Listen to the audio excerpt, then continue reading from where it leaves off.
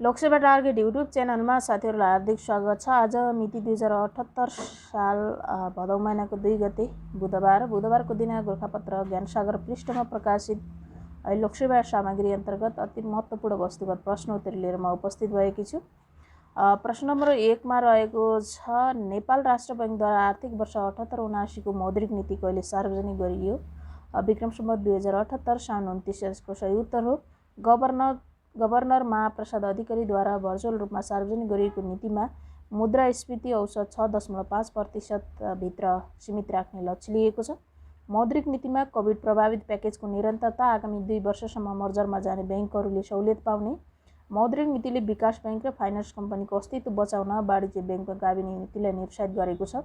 विस्तृत मुद्रा प्रादायको विस्तार 18% र निजी क्षेत्रतर्फको कर्जा विस्तार 19% हुने रहेको छ। सहवित्तीय करोड कर्जाको सीमा 1 अर्बबाट 2 अर्ब पुर्याउने स्थानीय तहमा कम्तीमा 1 शाखा र 1 एटिएम मैत्री बनाउनु पर्ने, वाणिज्य ब्याङ्क, विकास ब्याङ्क र वित्त कम्पनीहरूको दोहोरो लगानी क्रस होल्डिङ भएका लघुवित्त वित्तीय संस्थाहरू 2079 असार मसान्तभित्र मर्जरमा जानुपर्ने, मौद्रिक नीतिमा केन्द्रीय ब्याङ्क, विद्युतीय मुद्रा, central bank, digital currency CBDC को सम्भाव्यता अध्ययन गरिने उल्लेख गरेको छ।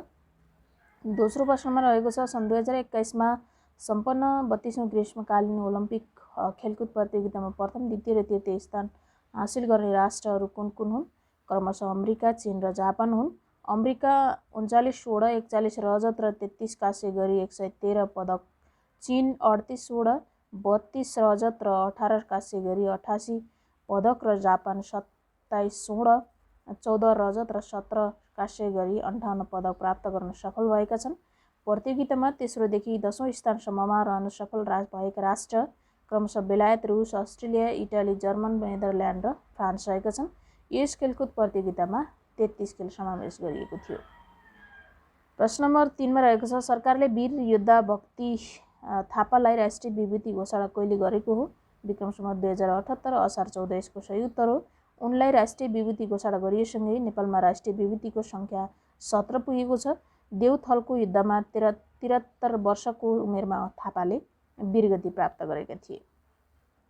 प्रश्न नम्बर 4 मा रहेको छ, राष्ट्रिय खाद्य ब्याङ्कको उद्घाटन कहिले गरियो? विक्रम सम्वत 2078 वैशाख 2। यसको सही उत्तर रहेको छ नयाँ बानेश्वरमा प्रधान कार्यालय रहेको राष्ट्रिय खाद्य ब्याङ्कको नारा पोषिलो आहारका लागि दिगो कृषि रहेको छ। प्रश्न नम्बर 5 मा रहेको छ, पशुपतिमा QR कोड प्रणाली मार्फत भेटी चढाउन सकिने कार्य कहिलेदेखि सुरु भएको हो? विक्रम सम्वत 2077 फागुन 14। यसको सही उत्तर रहेको छ मोबाइलको प्रयोग गरी अनलाइन पे सिस्टमबाट पशुपति क्षेत्र विकास कोषको खातामा भेटी चढाउन सकिनेछ। प्रश्न नम्बर 6, देशैभरि एकैपटक 165 वटा सडकको शिलान्यास कहिले गरिएको हो? विक्रम सम्वत 2077 चैत 21। यसको सही उत्तर रहेको छ। प्रश्न नम्बर 7, नेपालमा कोरोना विरुद्धको खोप अभियानको शुभारम्भ कहिले भएको हो? विक्रम सम्वत 2077 माघ 14। यसको सही उत्तर हो। 8औं प्रश्नमा रहेको छ, नेपालमा mobile device management system MDMS कहिलेदेखि लागू गरिएको हो? विक्रम सम्वत 2078 साउन 1। यसको सही उत्तर रहेको छ। 9 नम्बर प्रश्नमा रहेको छ, ग्लोबल सेन्टर फर साइबर सेक्युरिटीको स्थापना कहिले गरिएको? सन् 2018 जनवरी 26। यसको सही उत्तर रहेको छ। साइबर अपराध सम्बन्धी गतिविधिलाई निरुत्साहित गरी सुरक्षित साइबर स्पेस उपलब्ध गराउने उद्देश्यका साथ विश्व आर्थिक मञ्च वर्ल्ड इकोनोमिक फोरमद्वारा यस संस्थाको स्थापना गरिएको हो। यसको मुख्यालय स्विजरल्यान्डको जेनेभामा रहेको छ। प्रश्न नम्बर 10 मा रहेको छ, लेप्चा जातिको मुख्य वासस्थान इलाम हो भने गन्धर्व जातिको मुख्य वासस्थान कहाँ हो? बाटुली चौरकास्की। यसको सही उत्तर रहेको छ। फोर्ब्स अन्डर 30 एसिया 2021 मा पर्न सफल नेपाली प्रतिभा को हुन्? गौरीका सिंह उनी पौडेकी हुन्। प्रश्न नम्बर 12 मा रहेको छ, नासद्वारा विज्ञान प्रविधिको विकास गर्ने उद्देश्यका साथ युवा वैज्ञानिक फोरम YSSFN को उद्घाटन कहिले गरिएको हो? विक्रम सम्वत 2077 असोज 9। यसको सही उत्तर रहेको छ। 13औं प्रश्नमा रहेको छ, इजरायल र UAE बीच शान्ति सम्झौता कहिले भएको हो? सन् 2020 सेप्टेम्बर 15। यसको सही उत्तर रहेको छ। अर्को प्रश्न रहेको छ 13औं नम्बर प्रश्नमा 14औं नम्बर प्रश्नमा रहेको छ, भौगोलिक खोजकर्ता क्रिस्टोफर कोलम्बस र भास्को डी गामाले प्रयोग गरेको नक्साको निर्माण गर्ने व्यक्ति को हुन्?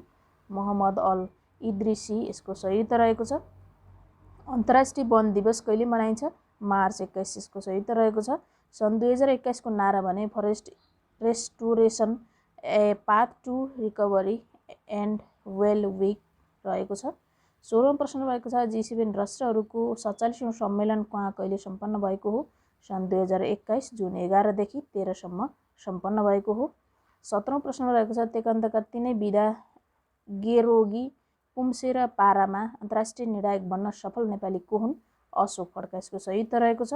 18औं प्रश्नमा रहेको छ लामो समयदेखि द्वन्द्वको चपेटामा परेको सुडानमा सरकारी पक्ष र विपक्षी दल Sudan people's liberation movement SPLM बीच शान्ति सम्झौताको खाकामा कहिले हस्ताक्षर भएको हो?